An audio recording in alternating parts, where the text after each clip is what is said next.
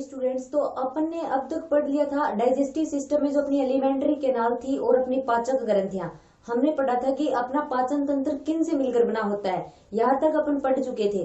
अब आगे अपन डिस्कस करेंगे कि जो अपने पाचन तंत्र की, मानव में पाचन तंत्र की क्रिया विधि क्या होती है। अपना टॉपिक है मानव में पाचन तंत्र की क्रिया विधि।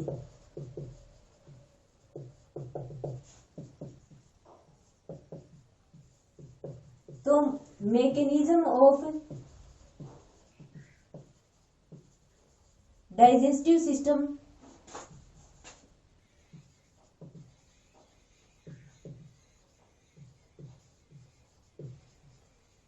ऑफ ह्यूमन, मानव में पाचन तंत्र की क्रिया विधि। तो अपने मानव में जो ये पाचन तंत्र की क्रिया विधि होती है, ये मुख्य रूप से 5 चरणों में कंप्लीट होती है। ठीक है, 5 चरण कौन से होते हैं? सबसे पहला अपना चरण आता है अंतर्ग्रहण का, सेकंड अपना चरण आता है पाचन का, तीसरा चरण होता है अवशोषण का, और चौथा जो चरण होता है वो होता है स्वांगीकरण का, और लास्ट में अपना आता है बहिक्षेपण। तो ये 5 चरण होते हैं जिनमें पाचन तंत्र की क्रिया विधि कंप्लीट होती है। फर्स्ट चरण जो आएगा वो अपना आएगा अंतर्ग्रहण का, सेकंड होगा पाचन का, थर्ड है अवशोषण, फोर्थ स्वांगीकरण, और अपना फिफ्थ स्टेप जो है वो है बहिक्षेपण।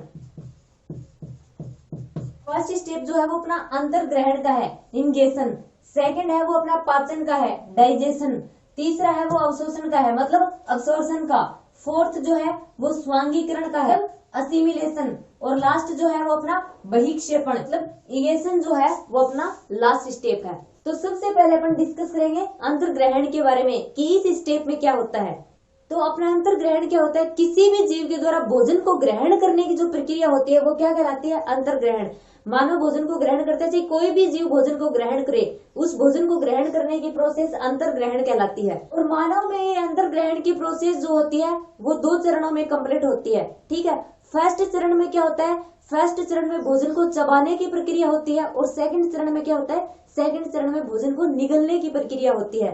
तो फर्स्ट चरण में क्या होगा? फर्स्ट चरण में भोजन को चबाया जाता है। जो अपने करंतक इंसाइजर जो दांत होते हैं अपने, वो भोजन को क्या करते हैं? भोजन को काटने का कार्य करते हैं। फिर मुख गुहा के अंदर ग्रहण करके जो अपने अग्र चौरणक और चौरणक जो दांत होते हैं, प्रीमोलर और वो मोलर जो दांत पाए जाते हैं, उनके द्वारा भोजन को क्या किया जाता है? चबाया जाता है। इंसाइजर के द्वारा भोजन को काटा जाता है, और चौरणक और अग्र चौरणक जो होते हैं उनके द्वारा भोजन को चबाया जाता है। अपना जो मुख होता है, अपने मुख के अंदर अपने जो दांत होते हैं, जो पेशियां होती हैं, और जो अपनी जीवा होती है, जीभ होती है, ये आपस में इनकी सामूहिक क्रिया के द्वारा क्या किया जाता है? भोजन को चबाया जाता है। और फिर जो नेक्स्ट चरण होता है उसमें क्या किया जाता है? जीवा के द्वारा भोजन को मुंह के अंदर घुमाया जाता है, और फिर वहां पर क्या हो जाता है? फिर अपनी जो लार होती है, लार ग्रंथियों के द्वारा लार का सीक्रेशन किया जाता है। उस लार के द्वारा जो भोजन होता है उसको अर्ध ठोस अवस्था में बदल दिया जाता है। फिर अपन उसे क्या बोलते हैं? उसे बोलस या निवाला बोला जाता है।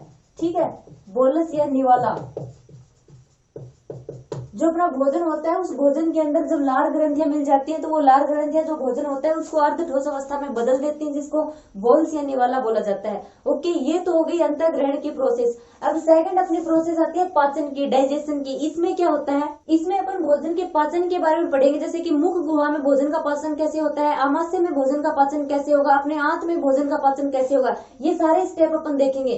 तो सबसे पहले अपन स्टार्ट करेंगे मुख गुहा। जो अपनी मुख गुहा होती है वहां पर भोजन का डाइजेशन कैसे होता है। तो मुख गुहा में क्या होता है? अपनी जो ये मुख गुहा होती है इसमें क्या होता है? लार ग्रंथियों के द्वारा भोजन में लार मिला दिया जाता है। अपनी जो लार ग्रंथियां होती हैं इसके द्वारा एमाइलेज का सीक्रेशन किया जाता है। जो लार अपने एमाइलेज एंजाइम का सीक्रेशन करती है, फिर ये एमाइलेज एंजाइम क्या करता है? एमाइलेज एंजाइम जो होता है वो कार्बोहाइड्रेट का पाचन करना शुरू कर देता है। अपना जो स्टार्च होता है उसका जल अपघटन हो जाता है, किसमें? माल्टोज में और डेस्ट्रीन में। और अपनी जो मुख गुहा होती है, अपनी मुख गुहा में अपना जो भोजन होता है वो बहुत ही कम समय के लिए होता है, इसलिए वहां पर क्या होता है? मुख गुहा में भोजन का आंशिक पाचन होता है। ठीक है। अपनी मुख गुहा में क्या होता है, मुख गुहा में भोजन बहुत कम समय के लिए रहता है, इसलिए वहां पर भोजन का बहुत ही आंशिक, बहुत ही कम पाचन होता है। इसमें क्या होता है, अपन सबसे पहले मुख गुहा में पाचन की बात कर रहे हैं।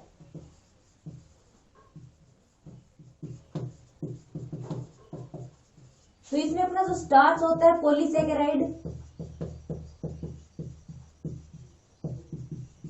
किसमें कन्वर्ट हो जाता है, माल्टोस प्लस डेक्स्ट्रीन।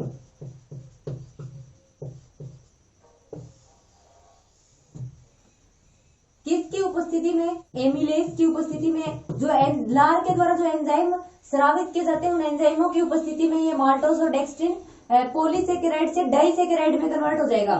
स्टार्च अपनी पॉलीसेकेराइड है, ये अपने डाइसेकेराइड, इनका आंशिक रूप से पाचन हो गया अपनी स्टार्च का। और यहाँ पर अपनी पीएच का मान क्या होगा, 6 से 7, क्योंकि जो अपनी लार होती है वो हल्की अम्लीय होती है, जिसका पीएच का मान क्या होता है, लगभग 6.8, जिसके कारण जैसे कि अपन जानते हैं लार का जो पीएच का मान है ये 6.8 होने के कारण ये थोड़ा सा हल्की जो इसमें है अम्लीयता की मात्रा पाई जाती है इस लार के स्राव में। तो ये हो गया अपना मुख गुहा में पाचन। अब आगे अपन देखेंगे आमाशय में किस प्रकार से भोजन का पाचन होता है।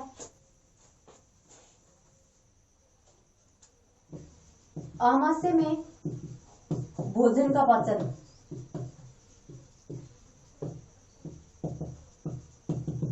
तो अपना जो आमाशय होता है, स्टमक होता है, वहां पर क्या होता है, वहां पर भोजन को क्रमांकुंचन गति के द्वारा मथा जाता है। फिर उस भोजन में क्या मिला दिया जाता है, वहां पर उस भोजन में जठरीय रस मिला दिया जाता है, क्योंकि वहां पर जठरीय रस होता है। जिस टाइम अपन ने एलिमेंट्री कैनाल की स्ट्रक्चर की स्टडी की थी, स्टमक के बारे में अपन ने पढ़ा था, उस टाइम पढ़ा था कि जठरीय रस, जठर निर्गमी रस जो होते हैं उनका सीक्रेशन किया जाता है आमाशय में। तो अपना जो भोजन होता है वो अपने आमाशय में, अपने स्टमक में जाता है, तो वहां पर क्रमांकुंचन गतियां होती है, उन क्रमांकुंचन गतियों की वजह से भोजन को वहां पर मथा जाता है। फिर उसमें जठरीय रस जो होता है उसको मिला दिया जाता है। और अपने जठरीय रस में क्या उपस्थित होते हैं, जठरीय रस में HCl, लाइपेज, श्लेष्मा, पेप्सिनोजन जो होते हैं ये प्रेजेंट रहते हैं। और जैसे कि अपन जानते हैं अपना HCl जो होता है ये क्या होता है, एक प्रबल अम्ल होता है।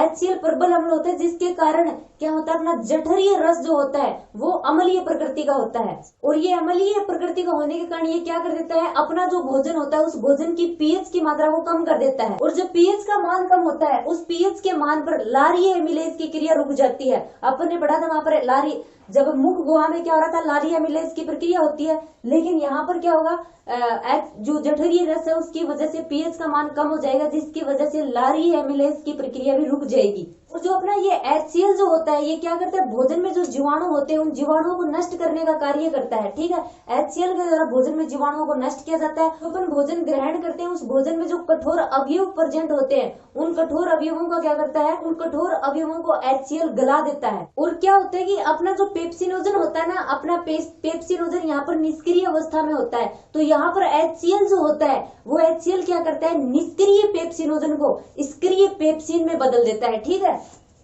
अपना जो पेप्सिनोजन होता है ये क्या होता है, निष्क्रिय होता है। इस निष्क्रिय पेप्सिनोजन को अपना जो HCl है वो क्या करेगा, सक्रिय पेप्सिन में बदल देगा। ठीक है, ये पेप्सिन में बदल देगा, जो क्या होगा, सक्रिय होगा। और अब जो अपना ये पेप्सिन होता है इसका क्या वर्क होता है, ये पेप्सिन फिर प्रोटीन का जल अपघटन कर देता है। किसमें, प्रोटियोसों में, पॉलीपेप्टाइडों में एंड पेप्सिन में। ठीक है, प्रोटीन का अपघटन कर देता है प्रोटियोसों में, पेप्टिन में, पॉलीपेप्टाइडों में। अपनी जो प्रोटीन होती है वो फिर पेप्सिन की उपस्थिति में किसमें अपघटित हो जाती है, प्रोटियोस प्लस पेप्टोन प्लस पॉलीपेप्टाइड।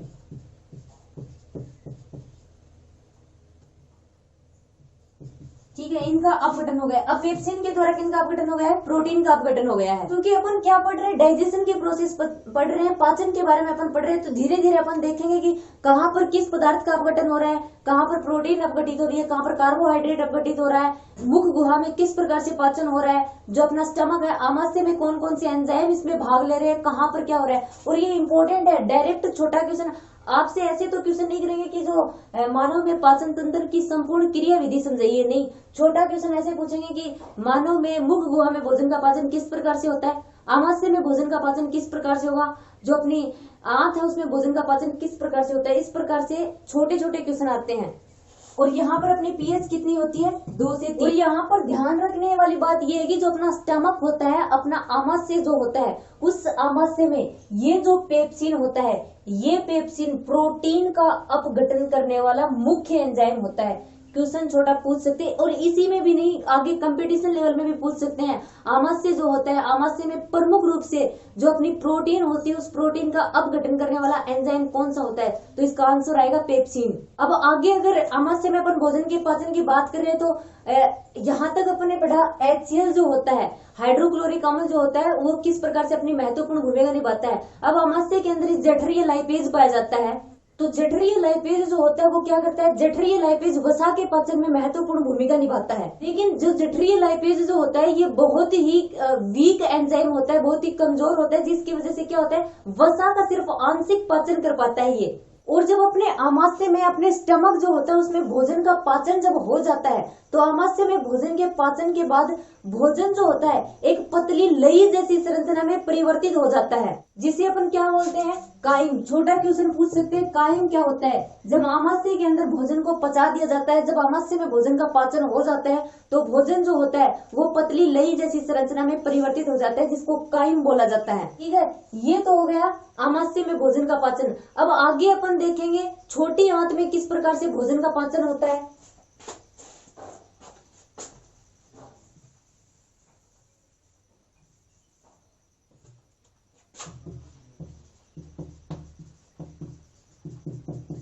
और आमाशय में भोजन का पाचन एवं छोटी आंत में भोजन का पाचन जो है ये इंपॉर्टेंट है दोनों ही।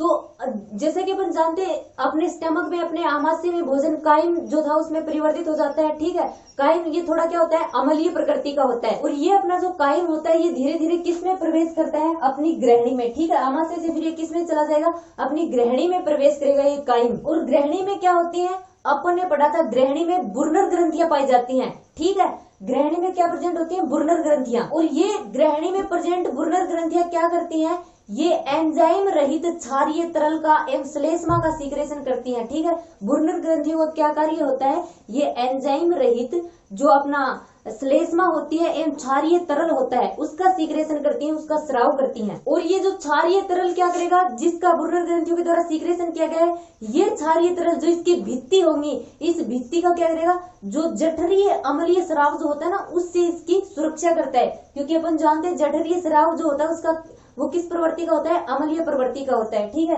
तो ग्रहणी में जो ये बुर्नर की ग्रंथियां प्रेजेंट होती हैं, ये क्षारीय पदार्थ का सीक्रेशन करती हैं, जो क्या करता है, इस ग्रहणी की भित्तियों को सुरक्षा प्रदान करता है। और अपनी इस ग्रहणी में पित्ताशय से पीत रस और अग्नाशय से अग्नाशय रस आते हैं। और जैसा कि अपन जानते हैं पीत रस के ऊपर तो अपन ने स्टडी भी किया है, इसमें पीत लवण और जो क्या होते हैं, पीत वर्णक होते हैं। और ये किस प्रवृत्ति का होता है, क्षारीय प्रवृत्ति का होता है। तो ठीक है, इसमें क्या होता है, करते हैं पित्ताशय से जो पीत रस एवं अग्नाशय से जो अग्नाशय रस अपनी ग्रहणी में आता है, उसमें बाइकार्बोनेट मौजूद होते हैं। और वो बाइकार्बोनेट क्या कर देते हैं, वो बाइकार्बोनेट काइम जो होता है उस काइम की अम्लीयता को कम कर देते हैं।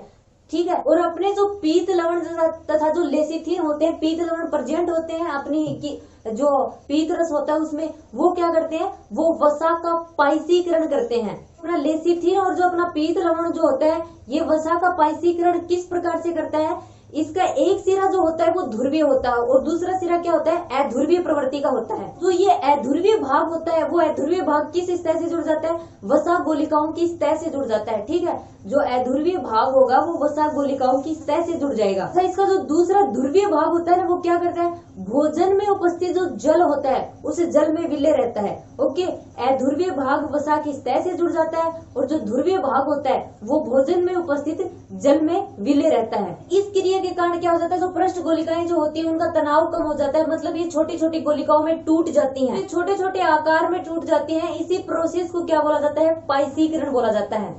और अग्नाशय ग्रंथि द्वारा स्रावित जो अपना ये अग्नाशय रस होता है, इसमें क्या होते हैं, इसमें अग्नाशय पाचक एंजाइम उपस्थित होते हैं। और वो कौन कौन से होते हैं, ट्रिप्सिन, काइमोट्रिप्सिन, कार्बोक्सीपेप्टिडेज एवं इलेस्टेज। ये सब क्या है, ये अग्नाशय रस में उपस्थित पाचक एंजाइम है। और ये किस रूप में स्रावित होते हैं? ये निष्क्रिय रूप में स्रावित होते हैं। सबसे पहले एंड्रोकाइनेज जो होता है, एंड्रोकाइनेज कौन सा, कहाँ पर उत्पन्न होने वाला एंजाइम होता है? आंत में, ठीक है। एंड्रोकाइनेज क्या करता है? ट्रिप्सिनोजन को सक्रिय करता है। सबसे पहले क्या होगा, यहाँ पर अपन देखें तो अग्नाशय रस में ट्रिप्सिनोजन पाचक एंजाइम होता है, निष्क्रिय अवस्था में इसका सीक्रेशन होता है, ठीक है। ट्रिप्सिनोजन का निष्क्रिय अवस्था में सीक्रेशन होता है। इसको सक्रिय कौन करता है? एंड्रोकाइनेज। एंड्रोकाइनेज कहाँ उत्पन्न होता है? आंत में, ठीक है। ये एंजाइम आंत में है। एंड्रोकाइनेज ट्रिप्सिनोजन को सक्रिय करता है और ट्रिप्सिनोजन को सक्रिय करके किस में चेंज कर देता है? ट्रिप्सिन में। ये निष्क्रिय था और ये सक्रिय। तो फर्स्ट स्टेप में क्या होता है? फर्स्ट स्टेप में अग्नाशय रस में जो अपना ट्रिप्सिनोजन उपस्थित होता है वो निष्क्रिय अवस्था में उसका सीक्रेशन होता है और इस ट्रिप्सिनोजन को एंड्रोकाइनेज ट्रिप्सिन नामक सक्रिय पदार्थ में चेंज कर देता है। आगे की प्रोसेस में क्या होता है? आगे के प्रोसेस में ये होता है कि अपना जो ये ट्रिप्सिन होता है ना, बाकी जो अग्नाशय एंजाइम होते हैं उन सभी को सक्रिय कर देता है। मतलब जो ट्रिप्सिन एंजाइम होगा, अब ये ट्रिप्सिन एंजाइम बाकी जितने भी अग्नाशय रस में उपस्थित एंजाइम उनको सक्रिय कर देगा। अपने जो ट्रिप्सिनोजन था इसके अलावा कौन कौन से एंजाइम उपस्थित थे वहां पर? काइमोट्रिप्सिनोजन, काइमोट्रिप्सिनोजन, प्रोकार्बोक्सी पेप्टिडेज और प्रोइलेस्टस, ठीक है। ये निष्क्रिय अवस्था में होते हैं। काइमोट्रिप्सिनोजन, प्रोकार्बोक्सी पेप्टिडेज और प्राइलेस्टस जो होते हैं ये निष्क्रिय अवस्था में होते हैं। ट्रिप्सिन फिर इनको सक्रिय कर देता है, ठीक है। ट्रिप्सिनोजन को सक्रिय कौन करता है? एंड्रोकाइनेज। एंड्रोकाइनेज ट्रिप्सिनोजन को सक्रिय करके ट्रिप्सिन में चेंज कर देता है और फिर ये जो अपना ट्रिप्सिन होता है ये काइमोट्रिप्सिनोजन, प्रोकार्बोक्सी पेप्टिडेज और प्राइलेस्टस को सक्रिय करने का कार्य करता है। तो ये ट्रिप्सिन काइमोट्रिप्सिनोजन को सक्रिय करता है तो ये काइमोट्रिप्सिन में चेंज हो जाता है। तो अब काइमोट्रिप्सिन जो निष्क्रिय अवस्था में है, इस काइमोट्रिप्सिन को जब अपना ट्रिप्सिन सक्रिय अवस्था में चेंज करता है तो ये किस में चेंज हो जाता है? काइमोट्रिप्सिनोजन काइमोट्रिप्सिन में चेंज हो जाता है, ठीक है। और प्रोकार्बोक्सोपेप्टिडेज जो होता है वो किस में चेंज हो जाता है? ये कार्बोक्सी पेप्टिडेज में चेंज हो जाता है। और अपना प्राइलेस्टस जो होता है ये सक्रिय अवस्था में किस में चेंज हो जाता है? लेस्टेस अवस्था में चेंज हो जाता है, ठीक है। अपना काइमोट्रिप्सिनोजन काइमोट्रिप्सिन में चेंज हो जाएगा, प्रोकार्बोक्सी पेप्टिडेज जो होगा वो कार्बोक्सी पेप्टिडेज में चेंज हो जाएगा और प्रोइलेस्टेस जो है वो इलेस्ट्रिन में चेंज हो जाएगा। तो ये हो गए अपने सक्रिय अग्नाशय रस, क्योंकि पहले ये क्या थे? निष्क्रिय थे। ट्रिप्सिन ने इन सभी को सक्रिय कर दिया। तो आगे जब अब ये एंजाइम सभी सक्रिय हो गए और ये सक्रिय एंजाइम क्या करेंगे? जब अपने प्रोटीन का पाचन हो जाता है तब प्रोटीन का पाचन किस में होता है? अपन ने पढ़ा था जब अपन आमाशय में भोजन के पाचन की स्टडी कर रहे थे उस टाइम अपन ने क्या पढ़ा था? जो अपना HCl जो होता है वो HCl प्रोटीन का पाचन करता है, ठीक है। प्रोटीन का जल अपघटन कर देता है किस में? प्रोटीएसों में, पॉलीपेप्टाइडों में और पेप्टोन में, ठीक है। अब आगे क्या होगा? ये जो अपनी प्रोटीओस है, अपनी पेप्टोन,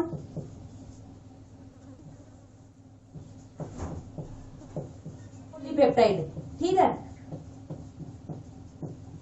जो सक्रिय ट्रिप्सिन अपना सक्रिय हुआ था और सक्रिय काइमोट्रिप्सिन किस में चेंज कर देगा? जो ये प्रोटीओस, पेप्टोन और पॉलीपेप्टाइड है इनको ट्रिप्सिन और काइमोट्रिप्सिन किस में चेंज कर देंगे? छोटे पेप्टाइडो,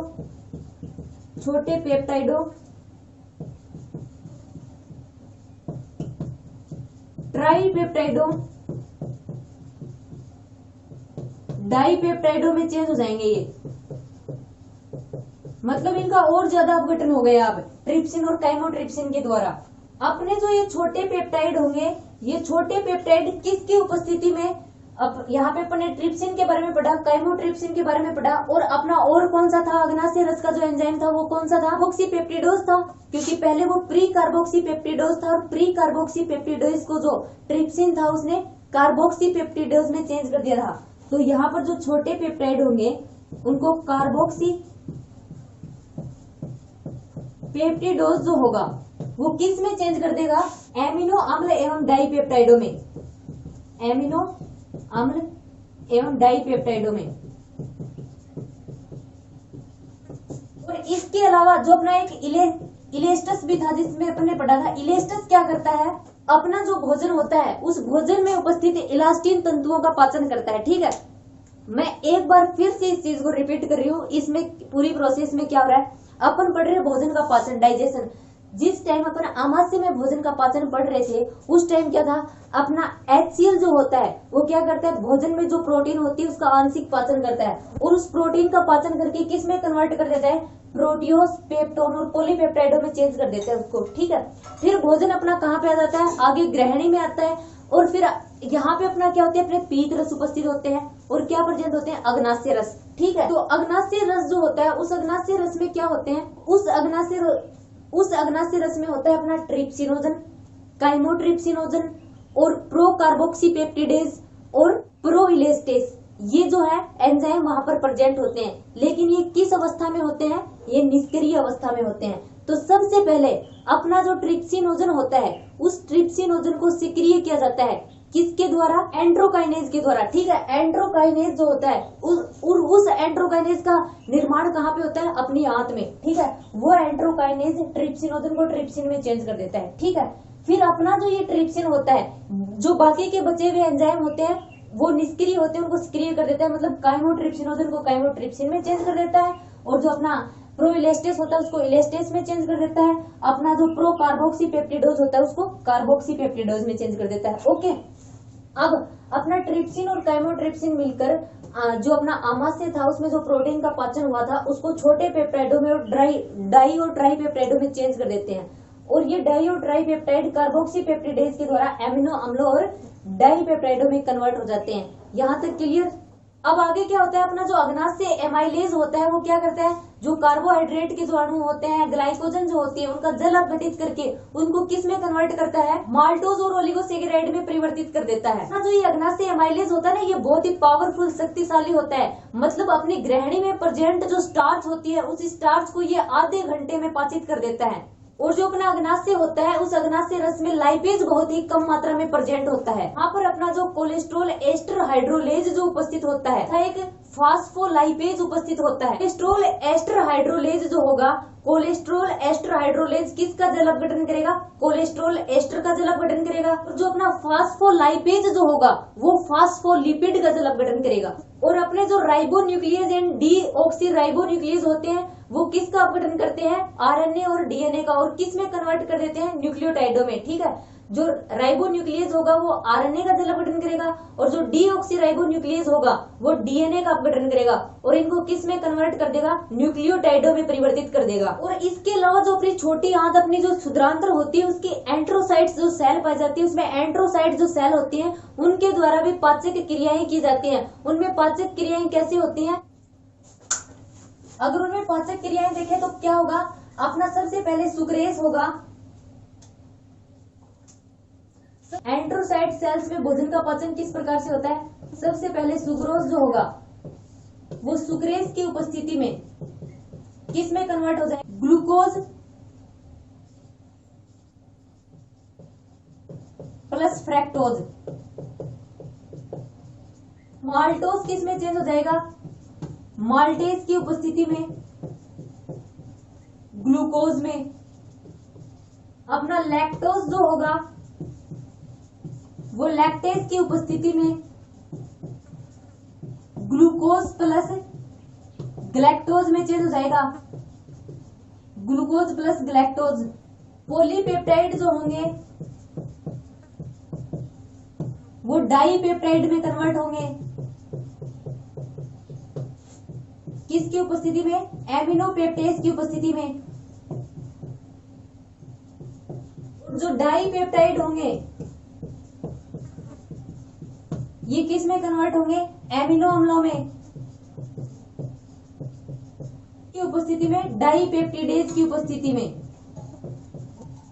ठीक है, इस प्रकार से क्या होता है, अपना सुक्रोज जो होगा वो सुक्रेज की उपस्थिति में ग्लूकोज में कन्वर्ट होगा, माल्टोज जो होगा माल्टेज की उपस्थिति में ग्लूकोज में, लैक्टोज जो होगा वो लैक्टेज की उपस्थिति में ग्लूकोज प्लस ग्लैक्टोज में, और पॉलीपेप्टाइड जो होगी वो एमिनोपेप्टाइड की उपस्थिति में, किसमें, डाइपेप्टाइड में, और डाइपेप्टाइड जो होगा वो एमिनो अम्लों में कन्वर्ट हो जाएगा।